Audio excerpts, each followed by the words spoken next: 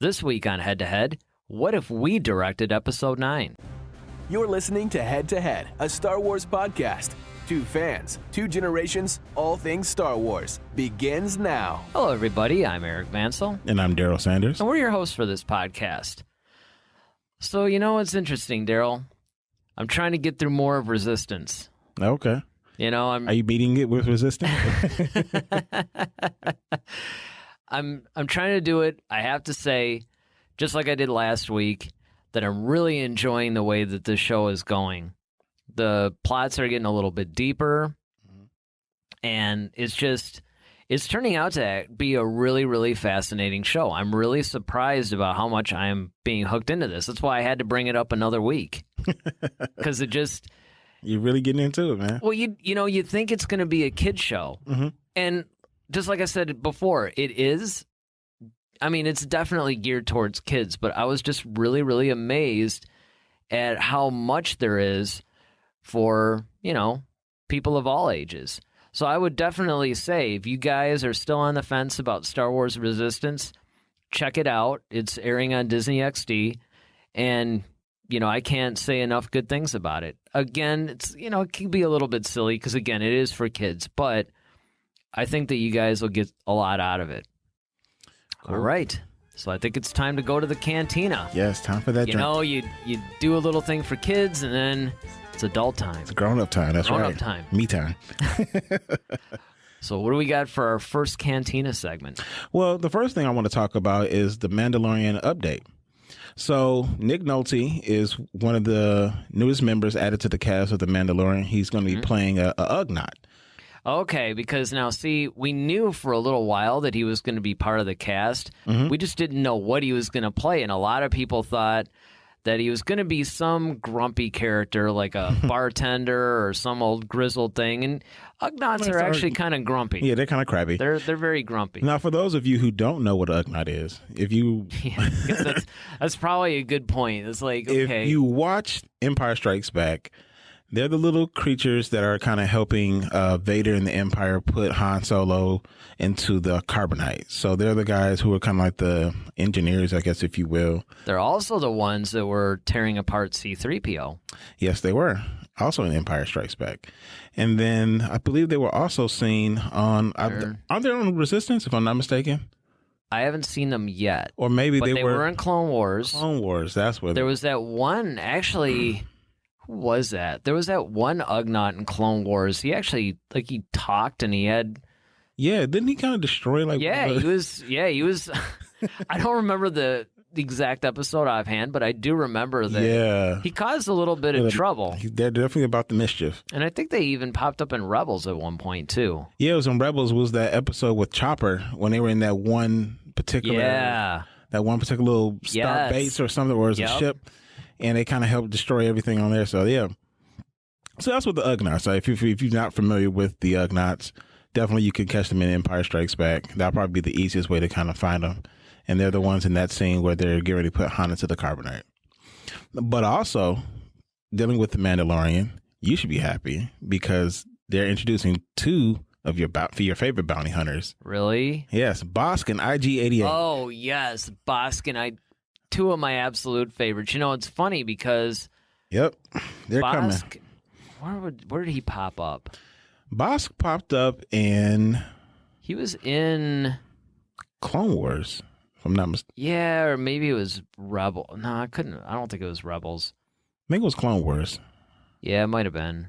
When they were on that one planet and they all had... It was like the Hunger Games. Yeah, that's right. What it was. That's what it was. And that's the thing. Bosk, both those characters, in my mind, Bosk was somebody that I gravitated to after Boba Fett. And he actually was one of the coolest ones. And I'll tell you where else he pops up, where he's really cool, is the game Battlefront 2. Mm-hmm. I mean, he has some great stuff going on in Battlefront 2.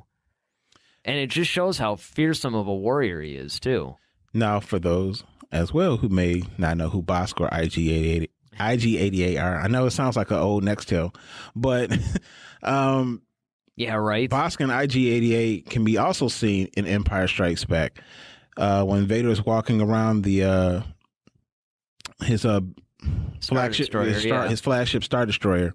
There's a scene where, and this is where we see Boba Fett, I believe, for the first time as well.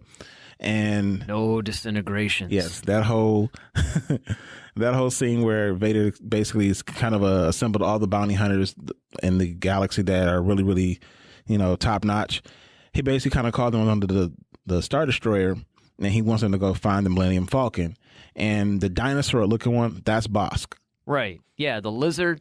Bosk is the lizard. Yeah, Bosk is a lizard, dinosaur looking. IG-88 is the robotic droid looking one. Yeah, he's all the way in the back. He's kind of out of focus, but yeah, he has there. like a cylindrical robotic head and red eyes. Yeah, red eyes or something like that. Now, he was actually a really fearsome bounty hunter, too. He was somebody that I was always fascinated with. I had the action figure, of course, when I was a kid. Mm-hmm. And Wink. Yeah, right, yesterday.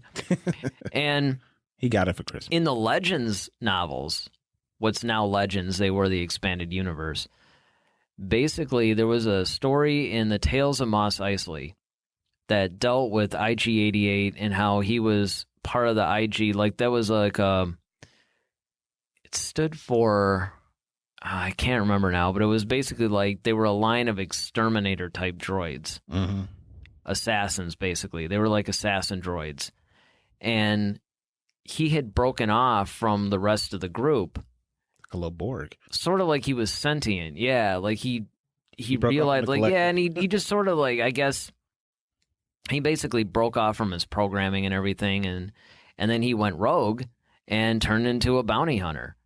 And it was just, I mean, you really get a sense of how powerful he is from that book. And I'm assuming, they haven't really put out anything from him since, but I can't help but think that The Mandalorian is really going to dig into a little bit of his character and the meat of his character.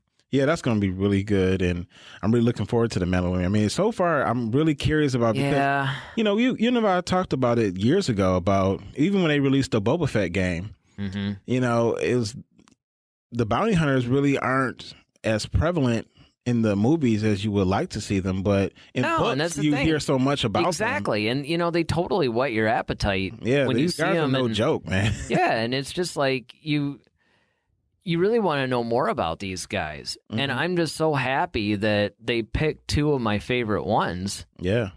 To feature in this, because this is taking place once again. For those of you guys who don't know, The Mandalorian takes place after Return of the Jedi. Yeah, I mean, that's.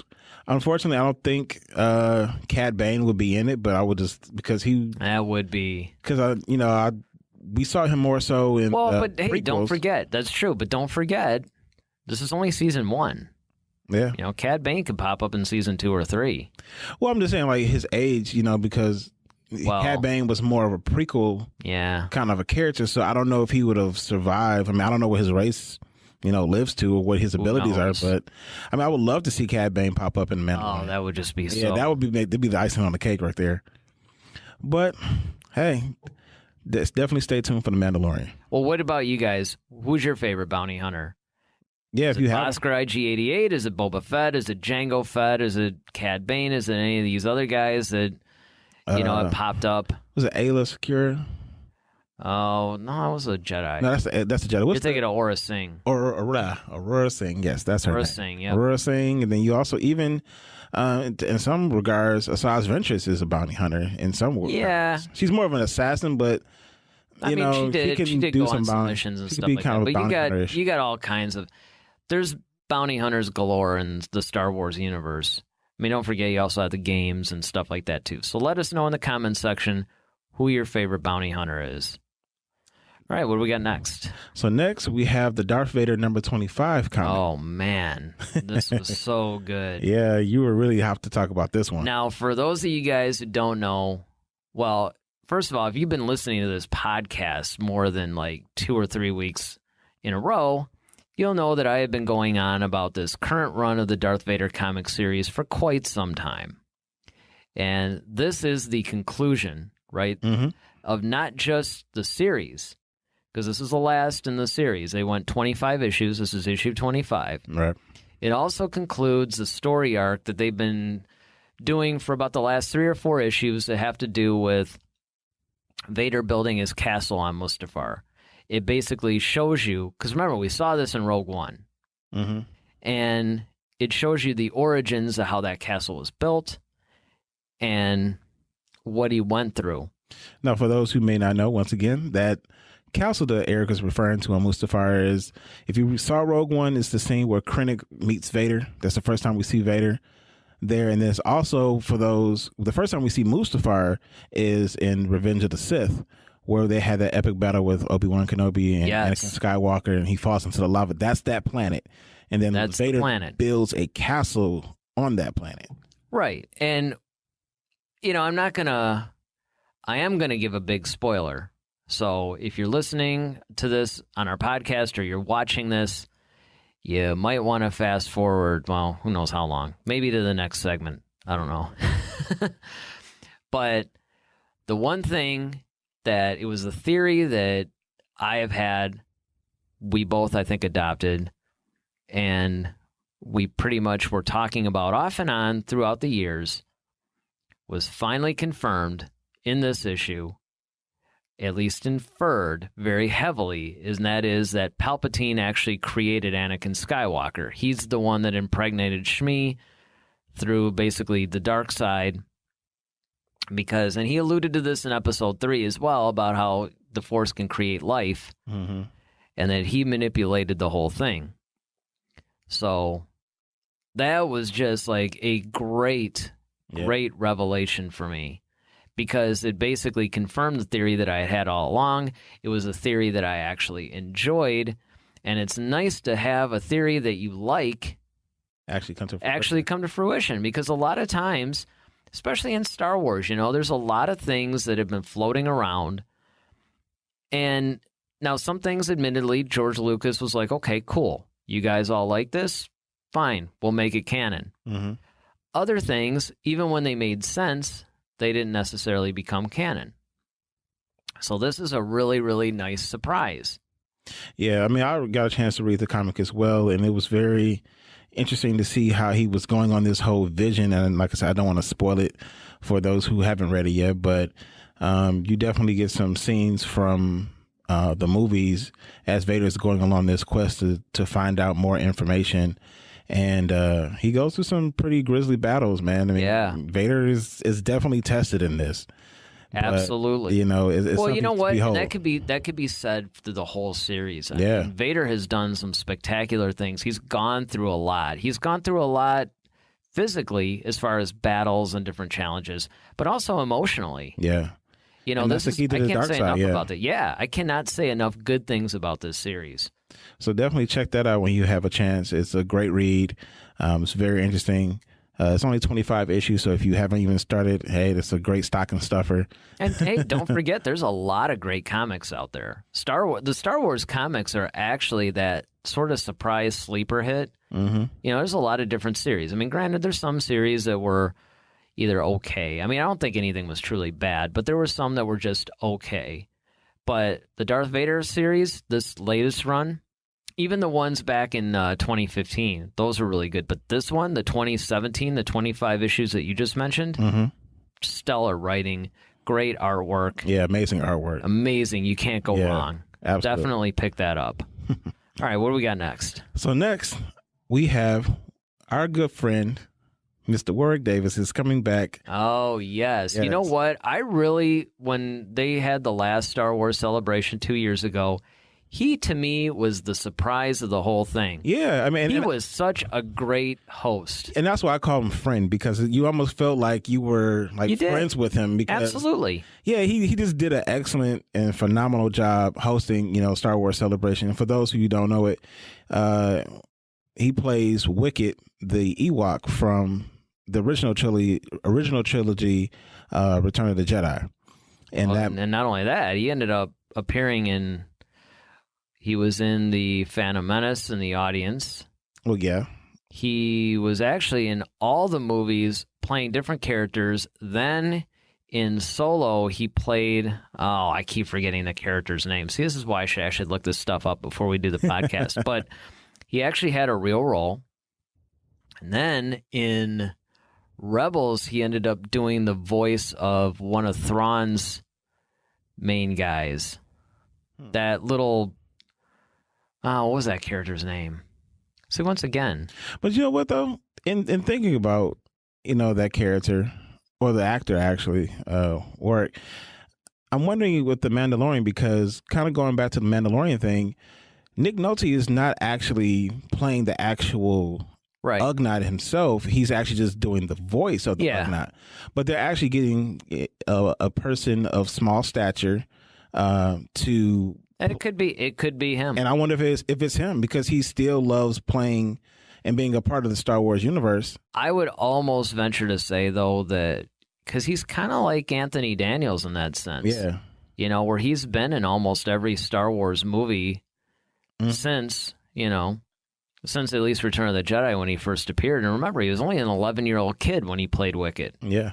So I would think that they would probably honor him by giving him a more meaty role. But certainly, the Ugnaught, he could be doing both, too. He could be motion capture, but I don't think he is. I think they actually announced who was doing the motion capturing for the Ugnaught, and I don't think it was him. Okay. But, who knows? Hey. But, this year's Star Wars Celebration is going to be in Chicago. Yes, hopefully we will be there this year. I would love to do that, and I'm sincerely hoping that not only do I have the opportunity to go, because, also we have a production company. I work for a production company. We're in that production company's studio right now doing that podcast. NAB is in April, and, we might be going to that. So, and then, of course, there's a bunch of different projects. So I'm hoping I can get the time away, because not only do I hope we can go, but I hope we could do a report and maybe even a special podcast from there. Yeah, that would be awesome. Because it's going to be 5 days. They're expanding it. It's going to be all kinds of great things. Of course, Warwick Davis is going to be hosting it. I just think it's going to be a tremendous experience. And there's a lot, because you have Episode 9 coming out. You've got, what's a Disney park called? The Galaxy. Oh, yeah. Boy, we're really off our game today. It's the holidays, folks. Yeah, man. Just chalk it up to that. Yeah, it's all the shopping and... Galaxy's Edge. I think that's what it's called. Yeah, but it's a lot of things that's going on. This is a great year for Star Wars, and so Star Wars Celebration is going to be really, really special this year, I think. Definitely. Well, I'm finished with my drink. How about you? I'm about ready to go. All right. What do we got next? Well, next we have Duel of the Fates. All right, and this week on Duel of the Fates, the question is, which was the better battle? The Battle of Endor or the battle on Scarif? Ooh. Now, for those who may not know, well, there's a lot of those today. I know. I'm all-knowing today, somewhat. I guess so. But there's a lot of things people don't know. That's very true. The Battle of Endor takes place on Return of the Jedi, and then the Battle of Scarif takes place in Rogue One. And not coincidentally, they're both the last battles of those movies. Yep. So, if you haven't seen those battles, definitely check them out. So, which do you think was the greatest battle? I'm going to honestly have to say, I'm going to say Scarif. I'm going to say that because, first of all, well, let me ask you this. I'm still probably going to say it, but what are the parameters? Are we talking about best depicted for a movie? Are we talking about in-universe? Are we talking about the importance of each of the battles? All of it. Okay. True. All of it. Well, as far as importance, no, you could still say they're equal on that front, because in the Battle of Endor, obviously, if they had lost, the rebellion would have been no more. But they also had to get those plans for that Death Star. Had they not prevailed in the Battle of Scarif, then the Death Star never would have been destroyed. But I'm going to say Scarif also because you had multiple fronts. Okay, you can compare the Battle of Endor and the Battle of Scarif because they both had enormous space battles. But then they also had like a team that was, going and on the ground trying to do something. But what the Battle of Scarif had that Endor did not have is they also had another full battle on the ground. See, the team that was comparable to the Han Solo, Leia, and they were trying to, destroy the shield generator in Endor, that would have been more like Jyn Erso and Cassian Endor and K2SO trying to steal the actual plans.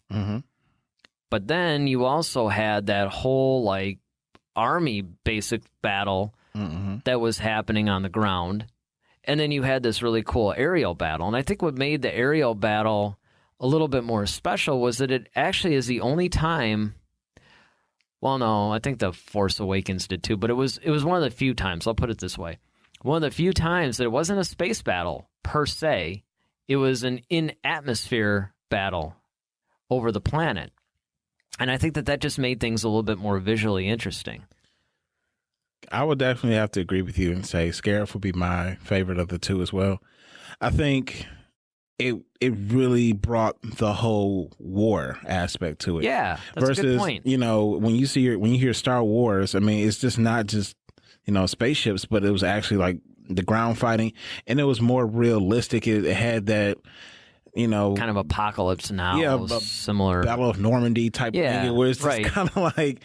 It's really grim out here, and it looks like they're kind of like in Vietnam, going through the jungles, and and then on top of that, you do have the atmosphere battle that's taking place. But the whole thing is that what I thought was kind of cool. The twist was that whole shield that they had around it, so only certain ships can kind of get in, and then after that, everybody was kind of shut off. In space, and then so you had some of the guys, and then of course the ones that were on the planet were kind of trapped in once the Death Star they blew couldn't up. Escape. Yeah, so like they were kind of screwed too. So it was like on one hand, you would think, oh, cool, they have this air support, but then the air support eventually goes away once the whole planet goes away. So well, here's the thing. Here's another interesting aspect that I'm not so sure people really think about.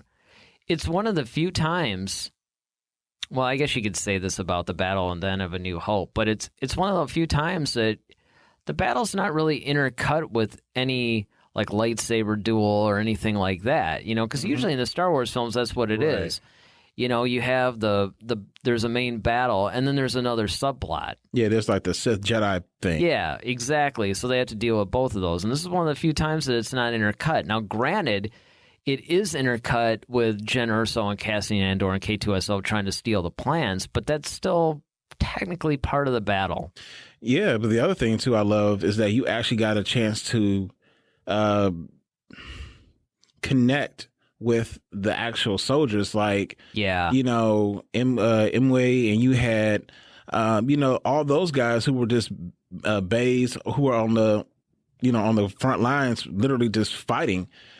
For all this stuff to happen. And then it was one of the few times where it wasn't, and this is one of the things I liked, was that it wasn't interrupted with some kind of silliness where Return of the Jedi with the Ewoks. Oh, right. Well, you know what? It was cool. I guess get that it. is kind of a ground battle. And I get it, with the whole Ewok thing. They were cute and I think they served their place. But once they started, fighting the Empire, it was kind of got a little silly. Yeah, but you know what's so funny about that, too? Because that's an observation that a lot of us made. Even as kids, but Lucas actually meant that to be sort of an, allegorical to Vietnam. That's why you had that whole scene, where it was that touching Ewok scene. But where the allegory comes in is the fact that you have this more primitive, non-technological people that are totally destroying the supposed technological, advanced people. Yeah. And that's sort of lost, on the whole thing because, it does seem like it's a little bit more of a kid thing. But I thought that was interesting. Well, I thought it was cool. And had now I could agree if that battle had taken place on, let's say, Kashyyyk, where they're a little bit more formative, like when you're going against like these Wookiees. Yeah. Who are like towering. Yeah, it's tough when you got teddy bears. Yeah, you got like teddy bears, man. It's like, don't get me, and this is like, okay, they got these logs craned up. Now, how do you get these huge, like the log weighs more than all 12 of you that's lifting the thing up. Like, I know. How does that work? I know. So I just think that, that part was a little bit silly, but the Battle of Scarif to me was a true war. And that's what Rogue One was. It was a true war, gritty film. It really puts you, and then the music of it, the editing of it made you really kind of like an angst. It kind of had you like, man, like, people are dropping off left and right. That's the first time we see the Death Troopers, really kind of start coming out. That's true. And, it was just like you really felt like you were in a true war. And, yeah, I definitely I always loved that scene. And then, of course, the ending of it right after that. Oh, absolutely. I mean, you don't get any better than that unless something happens at 9. But, yeah, that's, to me, is like one of the greatest endings. Well, that was pretty cool. I mean, we both agree on that one. Yes, we're actually getting along today. Yeah, we're getting along today. That's good. Well, don't forget to let us know what you guys think in the comments section, and definitely hit us up on Head to Head SW at both Facebook and Instagram. We'd love to hear from you guys. Let us know what your favorite battle is. Write to us with more topic ideas for Duel of the Fates. Pit us up against each other. Maybe we won't be so friendly and agree all the time. Exactly. We'd love to hear from you. All right, what do we got? Well, next we have From a Certain Point of View. Oh, yes, our feature topic. So this week, for a certain point of view, I want to talk to you about episode 9. Now, we've always mentioned that, we're in the production industry, and granted, we're not filmmakers in this sense, but we do understand the concept of story, shooting, and things of that nature. So I'm going to put you into what you probably have been more or less comfortable and sometimes uncomfortable in, but in the time that I've known you. But I'm going to put you in the director's chair. If you were to direct episode 9, what are some things that you would definitely have to hit? What are some things that you might try for episode 9? It's really interesting, man, because, this is I've often said that while I could probably imagine that scenario in the other Star Wars movies, this would be so difficult because on one hand, when you're directing episode 9, you have to tie up not just the trilogy, not just the movie, not just the trilogy, but the entire saga. Mm-hmm. Because as everybody knows, it has been. Now, we don't know if they're going to make any movies beyond this. If there's going to be a theoretical 10, 11, and 12, it's probably not going to continue the Skywalker saga. So you have to tie up this whole series now. Mm-hmm. That's going to be difficult. At the same time, episode 8 left a lot of unanswered questions that you also have to tie up. You have to figure out where you have to pick up where 8 left off. So if I had to choose some of the things that you definitely have to hit, you basically have to figure out where do you want to take the Jedi. Because are we going to have Rey training a new group of Jedi? Are we going to have her just learning what it means to be a Jedi, and Luke and or other Force ghosts or whatever are going to, perhaps guide her? You have to deal with Kylo Ren. I would probably want to see the Knights of Ren. Mm-hmm. You have to figure out what to do with Leia. Yeah. You have to figure out what you're going to do with the whole, just the whole First Order, even. What was Snoke? Who were Rey's parents? You know what I mean? It's just like there's all these questions that you have to answer. And then you also have to, 9 has to essentially make the point, why did we even have this saga? Mm-hmm. Because if you think about it, Return of the Jedi, Episode 6, actually tied up the whole saga neatly. If you just had episodes 1 through 6, you have a contained story right there. True. Once you opened it up, if you had just not, forgot Han, Luke, and Leia, just had Kylo, just had Hux and Snoke, just had Rey and Poe and Finn, you had dealt with these guys, and maybe this was a different time. Okay, now you had the First Order, you had this new thing. Mm-hmm. It would have been easier, but now that you've essentially established and extended beyond the story of the first 6 movies, these original characters, it's like, well, okay, now where do they fit in this universe? And what is their purpose? So it's really difficult. I mean, I would say that I would probably want, I don't know if I would necessarily want Rey's parents to be, known characters. It might be cool. It might be cool. Like you and I had always talked about, it would have been cool if she was Palpatine's granddaughter. I thought that would have been a really cool concept, actually. It would also explain why she's so powerful. Now, John Campea actually brought up a point on his show about, what was it? You basically saw some other characters from these movies do, feats that were way beyond anything that Rey did. So it's, in other words, it's not so far-fetched that she knew what she knew, in other words. But I would definitely want to give her the lineage that would explain some of her powers. Because I do think that you do need to explain that, even though, and it sounds like I'm just going around and around in a circle, but that's partially because the way that they structured 7 and 8, it answers a couple of questions, but it leaves a couple that are open, and you have the new characters, but you have the original characters, and how are these tied in? So I think what I would probably want is I'd want a darker tone in the beginning. But I think I would want to lighten it back up at the end. Definitely. Almost like a Return of the Jedi style thing. And I think what you would want to do is you want to leave it open for other stories with these new characters that we've been introduced to, but at the same time, tie up this story. So a good example would be if we were making a movie about you and we chronicled your years from, say, 9th grade to 12th grade, so your high school years. Okay. So we end with you graduating, and then it goes off. Now, that leaves the door open that we can cover your college years, but we've tied up the high school story. Right. And that's what I think that they have to do with this. I think that they have to hit who Snoke was. We don't necessarily have to bring him back, but we definitely have to know who he was.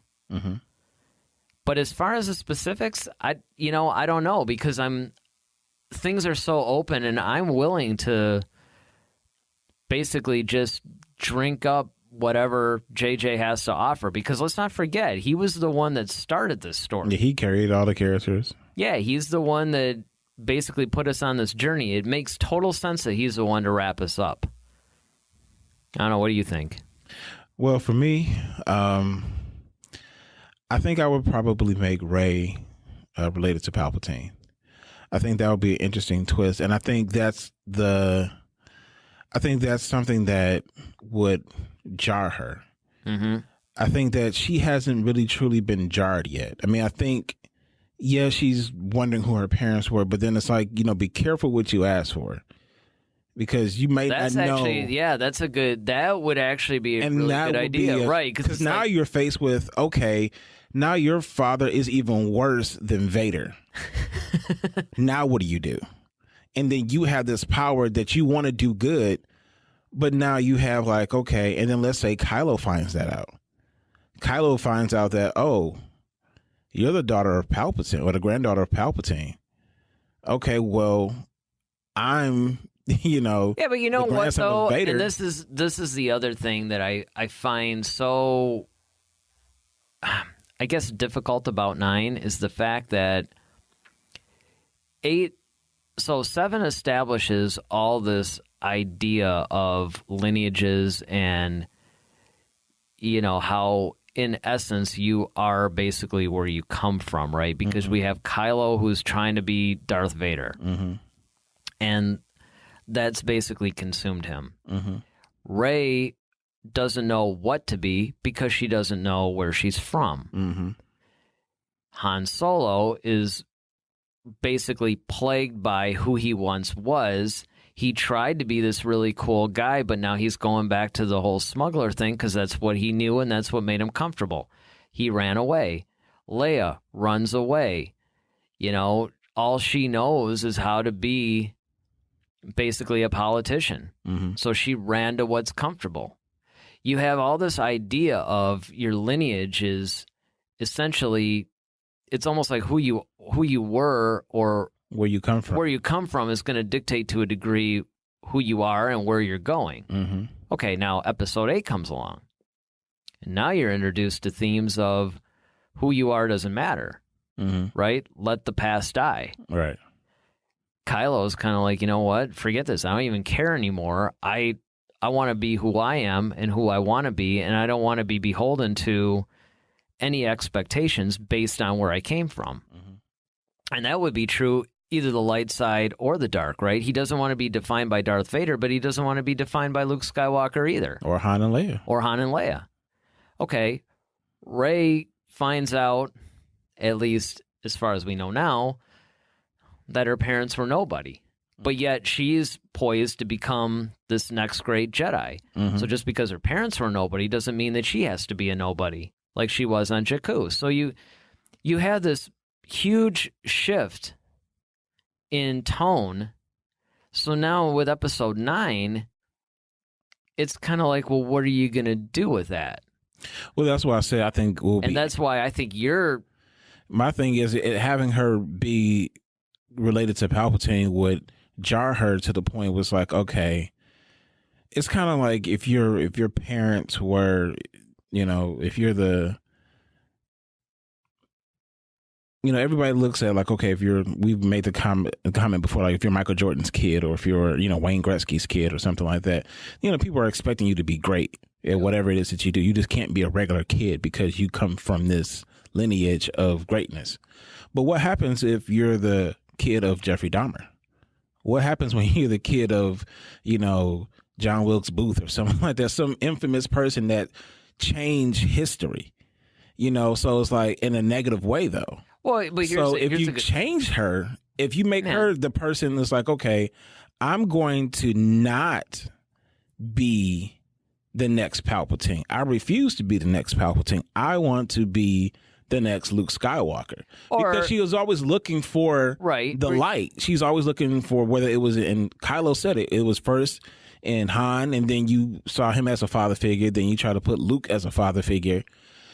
So when you if you found out that your father figure was this terrible person, you know, then it's like, okay, well, now what are you going to do? Well, you can also spin it like this. Okay, I'm going to be Palpatine if Palpatine were good. Exactly. Now, here's the thing.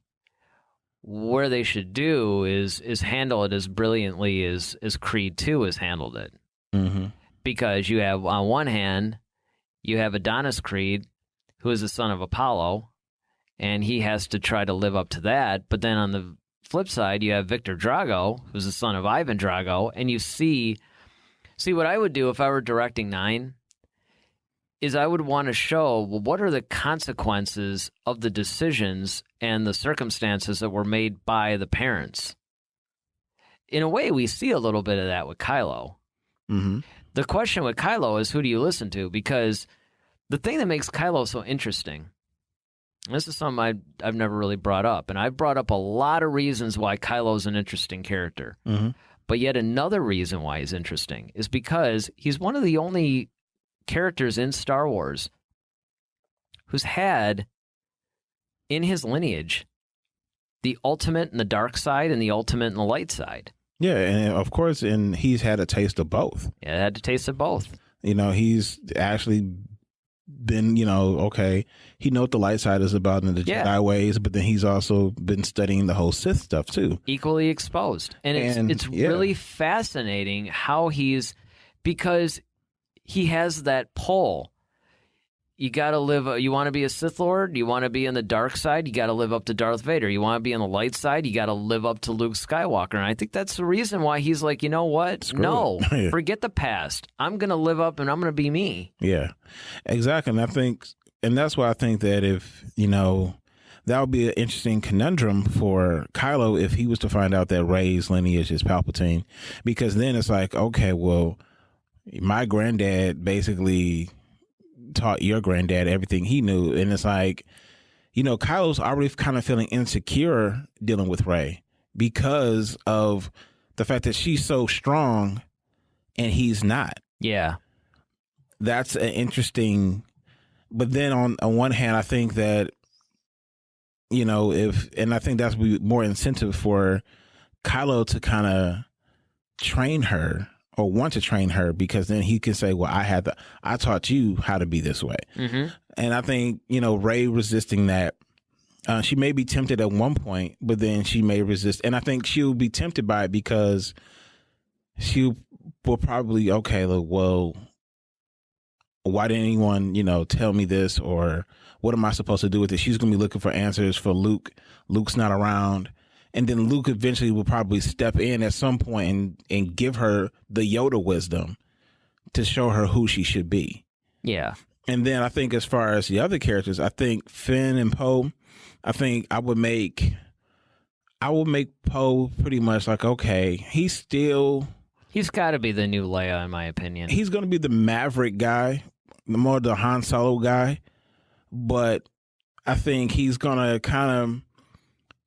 divert himself more towards Leia and realize, like, okay, I got to do things for the betterment of everybody else. Even though I have this skill set, I'm going to have to be the one to lead. But I think that perfectly lets Finn kind of be the new Solo in a way. Mm-hmm. Because he kind of has that funny, charismatic vibe to him, definitely. You can have Chewbacca as a sidekick. It's perfect. Yeah, and exactly. But I think where he's going to have to grow is just, he's going to have to grow up in the sense of finding a purpose in the rebellion and say, like, okay, you know what?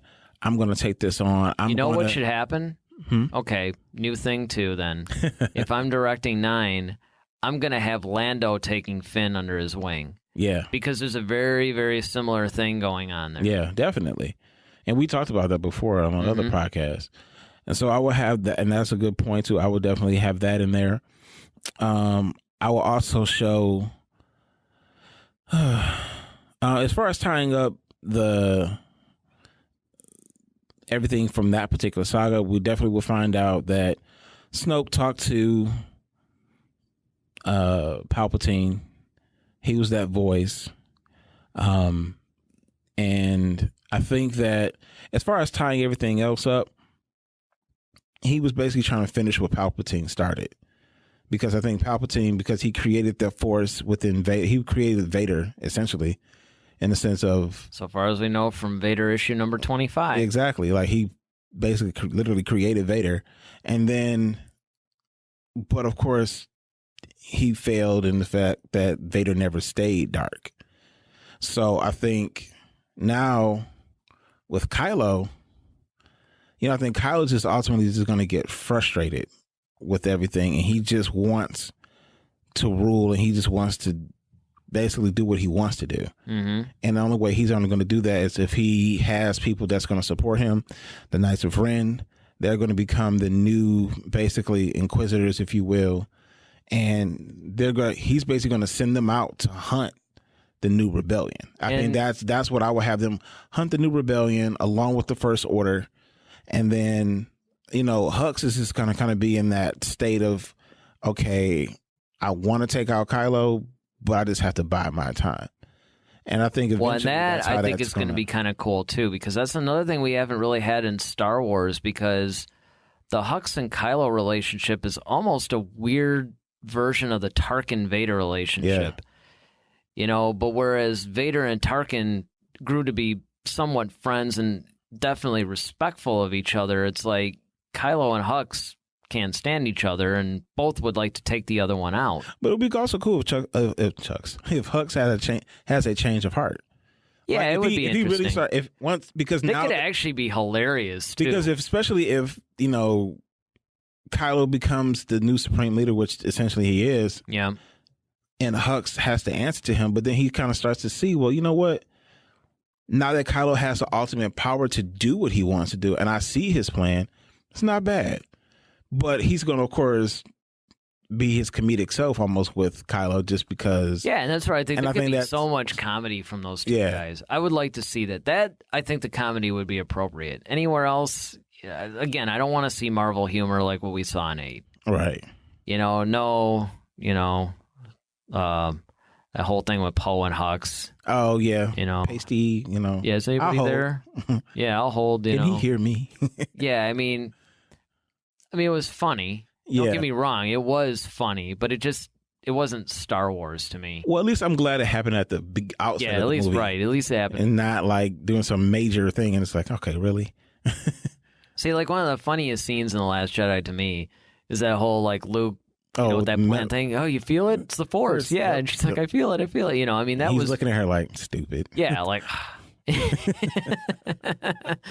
I mean, there were just so many great aspects of that too, because it was on one hand, Luke was having fun with the whole thing, but even his sarcasm was funny. Yeah. Like, what do you think? I'm gonna go walk in with a laser sword and just come to save the day? He was kind of being sarcastic. Well, that was the thing, is the fact that he was basically, on one hand, he was being funny and sarcastic about it, but on the other hand, it was just like he was so tired of his own legend. It's like when he was younger, all he wanted to do was live up to these legendary Jedi and maybe become one. Mm-hmm. And then when he finally becomes one, he becomes disillusioned. Yeah. Probably because he failed. Yeah, he failed. And it's like, once again, you think that, it's kind of no different than, we talk about this all the time being, business owners, is that, you see people like, this entrepreneurial life, and they're, taking trips to Greece and Paris, and they're driving these fancy cars, staying in these hotels, and they have all this money. And it's like, you see that part, but you don't see the struggle. You don't see how many times, like... Yeah, the first 5 years. Yeah, you don't see how many times, like, okay, we want to close our doors. Like, I don't even see how I got to borrow money for here. I'm in debt here, and I don't know how many times I had to start this company under a different name. I have all these employees, and I don't want to tell them that I don't know if we're making payroll this week. Exactly. Yeah. So hard times. No one sees that part, and I think that's the part of becoming a champion, a leader, or anything, is that you have to pay your dues one way or the other. Yep. And whether you are overnight success, okay, great. But once you're that overnight success, you haven't paid the dues enough to understand, to appreciate it. So now you're about to go through those hard times, and now everybody's coming for your spot, or people are placing your name everywhere. So now it's that grit, it's that grind that you would constantly have to put in. And I think that's... Well, some of that, you saw that a little with Vader and Palpatine, but more so with Snoke and Kylo, because, Kylo would come off as this fearsome, and everything, but it was like, as much as he was doing it, he still was nowhere near Snoke's power. Mm-mm. And that's because of, there's that perseverance, there's all that stuff. Everything that Snoke is and does, of course, we don't know a lot about him yet. But it just shows that a lot of times, whether it's sports, whether it's business, it's those times where you're sort of in that in-between, like you're just successful enough that you start to think that you're there. Mm-hmm. And you've reached the goal and you're amazing. And it takes somebody with a lot more experience and a lot more ability to show like, I still have a ways to go yet. Mm-hmm. I also think that Hux and Kylo, going back to their whole relationship, it would be cool if like Hux becomes more of the strategist. Like, look, you have power. I get that. But the problem and that's the thing that Kylo lacks, that Snoke had, and you can clearly see, is that Snoke was very calculated. Yeah. And in order to be the supreme leader, or the ultimate bad guy, you have to be calculated in your movements. And that's what Palpatine had. That's what Snoke had. Well, you know what? I don't think necessarily... that Kylo could get that. I don't know. I don't totally disagree. I just think that if I may amend what you're saying, I don't think that he would. I think he was a calculating person, but see, the difference is he was only thinking one move ahead, where Snoke was thinking 3 or 4 moves ahead. It was sort of like, Kylo was more, he was calculating, but he was only seeing the immediate situation. He wasn't seeing down the road how certain things would affect other things, and that's why a lot of times he would miscalculate things. Because he had a plan. Like, take for instance the whole Rey thing, right? He was kind of like, well, forget the droid, we got the girl. Because in his mind, I'll just extract the information, we'll be fine. He didn't think, hey, what if this girl could actually resist me? It never even occurred to him. Mm-hmm. That's why Snoke was like, dude, you should have just taken the droid. That would have solved all your problems. But yet you thought that you were more powerful because there were things that you didn't figure upon. Yeah, his own arrogance got in the way. Yeah, and that's the thing where, Kylo's only thinking like maybe one step ahead. Snoke is thinking 3 or 4. So I don't necessarily think that Kylo lacks that calculating nature. I just don't think it's fully developed yet. Yeah, and I think that's something. I think that's where Hux can actually help him, because Hux is more of a strategic kind of guy. He's more like... Well, he's definitely more conniving, yeah, too. He's more like, okay, how can I... They could be a great team. Yeah, and that's what I'm saying. They don't realize it yet, and that will be cool to see. And I'd like to see that. Definitely. Whether we see it remains to be seen. Well, what do you guys think? How would you direct 9? Actually, that's what I want to see in the comments section. Yes. If you were directing 9... What would you do? What would you do? And, you can even feel free to weigh on anything, which you guys will anyway. Weigh on anything else that we talked about in this, because we actually talked about a lot of different things. Mm-hmm. But what would you do if you're directing 9? Let us know in the comment section. Once again, go to our Facebook and Twitter page at head-to-head-SW. And also go to head-to-head-SWpodcast.com. You can subscribe to our podcast there, listen to the audio version. There's a few other things that you can look at. So be sure to check that out. Definitely. All right. Well, now it's time for one of my favorite segments. Yes, sir. The part where we answer your questions. You guys have sent us a bunch of questions, and we picked a couple to answer for you, and it's a segment that we like to call Clear Your Mind. All right, what's our first question? Our first question comes from Chan Sao, and he asks, do you think we will see movies from the Jedi Purge era with the Inquisitors and Vader? Ooh, I hope so. Yeah, I mean, if we did, I don't know if we will, Vader, but I really do hope so. I mean, that would be an interesting thing. I mean, especially that would be fantastic. Yeah, especially if you're, because I know they have that whole live action thing that they're doing with Cassian Andor again. Yes. But that would be cool to even in that series to kind of that would actually fit perfectly, honestly, because one of the things that they always talk about is, well, are we going to see lightsabers? Are we going to see Force users? And a lot of times, if the answer is no, that would be a really good way to show this stuff without necessarily stepping on the lore that, where you got to worry about continuity and all that stuff with future or past movies. You don't have to worry about, the main character, Obi-Wan Kenobi, he's gone already. Yeah. So you can just focus on, okay, the remaining Jedi that are just in hiding, Vader just doing his thing, going down. And well, it's one of the things that, here's the thing, too. It's it's a fairly common knowledge about even the most casual Star Wars fan that, after Episode 3, Vader helps hunt down the Jedi and destroy them. Mm-hmm. But we never really got to see that, and yet this is something that's been around since A New Hope? Yeah, since A New Hope. And it's the one thing, even though they're hitting all around it and they're starting to fill in the gaps between Episodes 3 and 4, it's the one thing that we never really saw. We see glimpses of it a little bit in Rebels. And, of course, there's that fantastic scene at the end of Rogue One. Yes. Even though that's not really hunting down Jedi, but hey. Yeah. We'll take Vader where we can get him, right? Exactly. But we never really see him hunting them down, the great Jedi purge. We see the Inquisitors in Rebels. Do we see him in the Clone Wars? No. Yeah, I didn't think so. Oh, yeah, that's right. The Clone Wars takes place before that anyway. Mm-hmm. But we see him in Rebels. Some really, really cool Inquisitors, too. I mean, those guys are pretty powerful. Yeah, freaky looking, too. Very freaky looking. And it's one of those things that I think that a lot of people would really like to see, and I think it does make sense.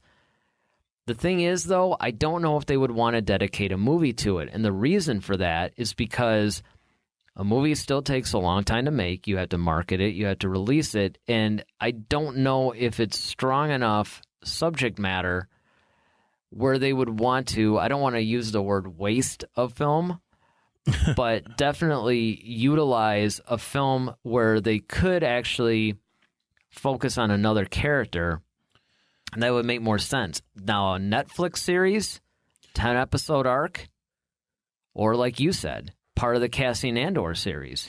Well, the only way I can see it making a movie, and this will help.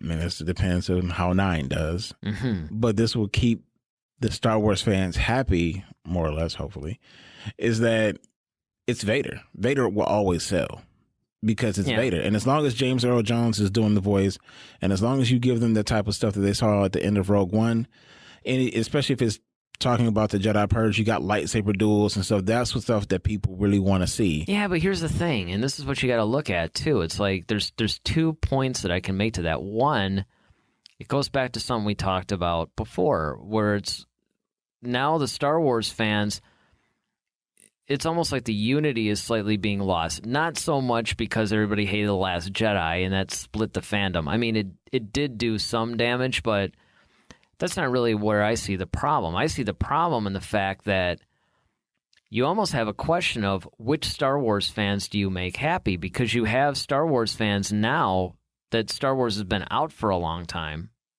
40 years. Mm-hmm. You actually have different fans. It's not as unified as it once was. Now, part of that is good. But I think that the Disney and Lucasfilm marketing team had their work cut out for them, because now you have to figure out, well, what movies do we make, right? And, it's like they're constantly going to be torn between, okay, we want to expand the universe, we want to come out with new characters, we want to tell new stories, explore new planets. But on the other hand, everybody wants to see Vader. Everybody wants to know what Luke Skywalker's doing. Or when are we going to get the Yoda standalone film? Or, it's kind of like, as an original Star Wars fan, and this is where our whole tagline, 2 fans, 2 generations, all things Star Wars, really comes into play. Because my generation, and maybe this would count for yours too, when we got the news that there was going to be more Star Wars movies, it's like, great.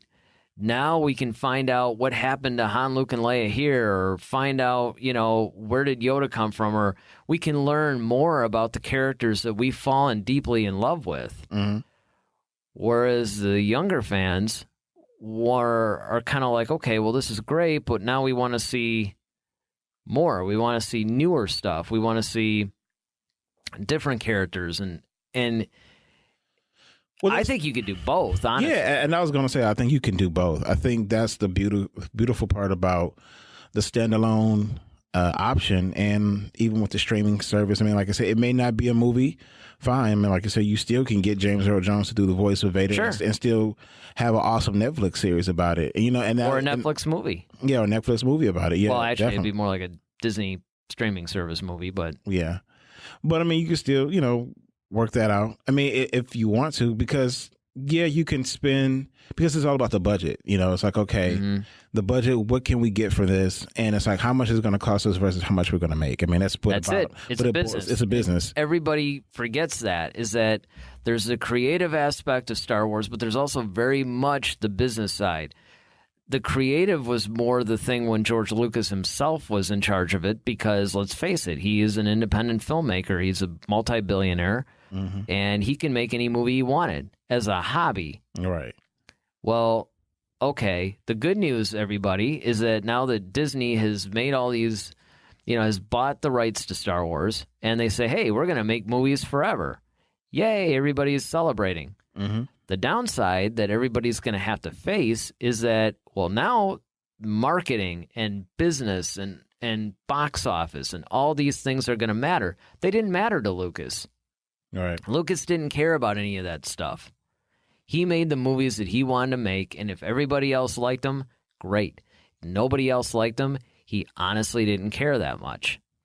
Yeah, I think that if you do something in that era, I mean, like I said, you can. It just depends on what they want, what they have going at the time. Yeah. And I think that once, because even with the whole Avengers things, I mean, I see that kind of coming to an end as well, and that's a property that Disney owns as well. So, but saying they're going into phase 4 or whatever. Yeah, I mean, I can't wait to see what they do with that. I mean, yeah, and they have a plan for it. But all I'm saying is that I think that if you know where you want to go, and I think you've hit the nail on the head, before when you've always said, like, if they have a clear plan of what they want to do. And I think you can service both sets of fans because, yeah, you do have different generations, but I think eventually the objective is to move everybody into the new generation.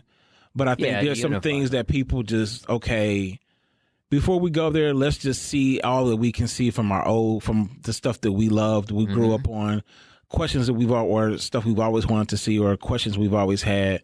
Dang, I wonder what Vader would have been like, fighting, like doing the purge or something like that. And okay, we've taken that into consideration. We've done the movie or Netflix special or Disney special, and okay, cool, that's done. All right, now we can focus solely on Rey, Finn, and Poe, and Kylo, and whoever else they decide to bring in. So that's just the way I see it. Yeah, makes sense. All right, what do we got next? Well, our next one comes from Mark P. I guess he wants to remain safely anonymous. Yeah. He says, I hope we get more lightsaber action in this upcoming movie. I was really disappointed. He said, I was really disappointed in the lack of the duels in the last two movies. That's one thing I feel the prequels got right. I agree with Mark. I think so. It's really more of a statement than a question. Yeah, it's more of but I guess, and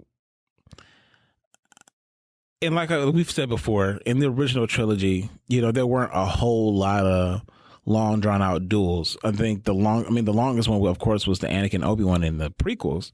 But I don't know. I mean, if you honestly look the at Jedi was the it was longest, pretty lengthy, and even in Empire Strikes Back, the Vader versus Luke one. I mean that. Well, it wasn't a duel that long though. I mean, I think what it was more so it was intercut with so much other stuff that maybe that's what it didn't seem as long. And I think that's because when you look at like Phantom Menace, that was a long duel. Well, I think the difference between the prequels and the original trilogy is that the duels in the original trilogy were intercut with a lot of talking because, let's face it, it was really more of a character-driven thing. Like the duel between Luke Skywalker and Darth Vader, they were both trying to reach each other, feel each other out.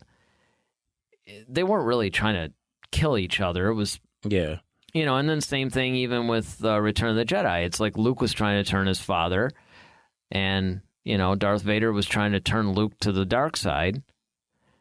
So there was a little bit more drama there. Yeah. Whereas in the prequels, these things were out and out battles. I mean, this was like a war of two different factions, and they were out to kill each other, and in some cases succeeded. So I think that's where the difference comes in. Yeah, I completely agree. It's intent.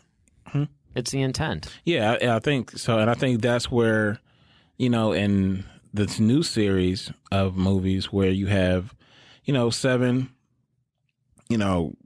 Rey picks up a lightsaber, and it's kind of a new thing. And so you don't really expect a whole lot out of that. Because honestly, we all thought it was going to be Luke. When that lightsaber comes flying out the snow, we all thought there's still a part of me that really wishes that had happened. Even though, I mean, I can see, but man, that would have been so cool. Yeah, it really would have. But it wasn't. Moving on. But I think that and especially I thought it was going to get good in 8. And that was a cool little scene that Kylo and Rey had. That really was. That's another really good example of, but again, that really resembled more the original trilogy style lightsaber duel. And I think this is what Mark P is talking about, is that, okay, he obviously prefers the prequel trilogy. Yeah, I think you're more entertaining, and it's more... Yeah. I think... I don't know, though, man. I thought there was some pretty cool moves in that Last Jedi. Yeah, it was some cool stuff, definitely, that was done, I think... But I think my favorite, of course, like my favorite one would be Anakin and Obi-Wan, just simple because it was more of a dance, and it was more like there was two people who really, truly knew each other, And that's what made it really interesting. It was just that you had two people with the same skill set, and they really knew each other, and they were around each other for so long. So it's like how do you beat? It's almost like, how do you beat your shadow? Not only that, but that was one of the few times. I guess there's a couple of times in the prequel trilogy, but that was one of the times where it resembled the original trilogy, and there was some heavy drama because you had. Each one was trying to pull each other to the other side. Mm-hmm. And it was really kind of... It was sad because it was noble on both sides. I mean, Anakin really felt betrayed by the Jedi. He really felt like they were going in the wrong direction. It wasn't so much of a dark side thing back then. It was more of a, in order to save the Republic and the thing that we love so much, you really need to let go of this and join me so we can correct this. Yeah, and I think... It was very, that whole conversation that, Obi-Wan had with Yoda prior to was like, I'll go after the, Palpatine. And he's like, you're not. And he sent him to go Yoda basically sent him to kill his brother, his best friend. And, it's just like Obi-Wan has that moment where he says, I must do what I must. And it's like, he hates to have to do that. And because if you remember, during that conversation with Yoda, he's like, I can't kill him. Yeah, I mean, kill him. That's why I want to go after Palpatine, although that would have been insane. I mean, he couldn't even beat Dooku. It's like, it's like Dooku shoots him with a little bit of Force lightning and incapacitates him. It's like, okay, what are you going to do against Palpatine? Now, what I would have done. Now we're going to go in, well, what would you have done if you were directing episode 3? What would have made more tactical sense is if Yoda and Obi-Wan went and faced Anakin first, killed him, and then went together and faced Palpatine. Yeah.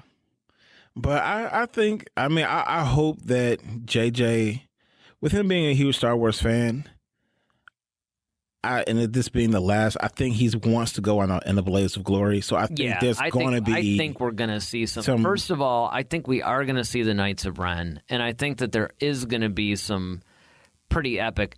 I don't know if we're going to see a lot of lightsaber duels. We might, but I can almost guarantee, not being a member of the production crew, I can almost guarantee that we're probably going to, whatever lightsaber duels we do see are going to be epic and intense. Indeed. I really do believe that. At least I hope so. Yeah. I mean, there had reports of, they seen Rey running around with the lightsaber. So she's got that thing out a lot. That's apparently. True. So, hey. Man, how cool would it be if it was a dual lightsaber? Oh, like her staff? Yeah. Yeah, that would be. You've never seen a light side person with one. Right. And not only that, but I mean, besides the light side connotation, I brought this up on one of the last podcasts we did, is that it would be cool to see the double-bladed lightsaber, but have it be blue or green. Mm-hmm.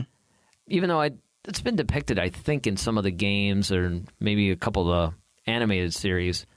It would just be cool to see in a movie. I mean, we saw Darth Maul's dual red one. I'd like to see the double-bladed green or blue one. Yeah, absolutely. Or purple in honor of Mace. Yes. Indeed. All right, well, I think that's going to wrap up our show today. I want you guys to tell us what you think in the comments section, and it could be about anything. Any of the segments that we did, or maybe some show ideas that you have. Be sure to subscribe to this YouTube channel here at Eric Vancil Media. Hit the subscribe button, hit that little bell so you're notified about when a new episode comes on. Ding! And then, of course, also check us out on our social media. You can find us at Head to Head SW on Facebook and Twitter. Certainly interact with us there. We love to talk to you guys. We will answer. Even if you write something mean, we will still answer. Yes. All right, well, I'm Eric Vancil. And I'm Darryl Sanders. May the Force be with you. Always. Head to Head, a Star Wars podcast. Be sure to follow us on Twitter at Head to Head SW. Submit your questions for our next show.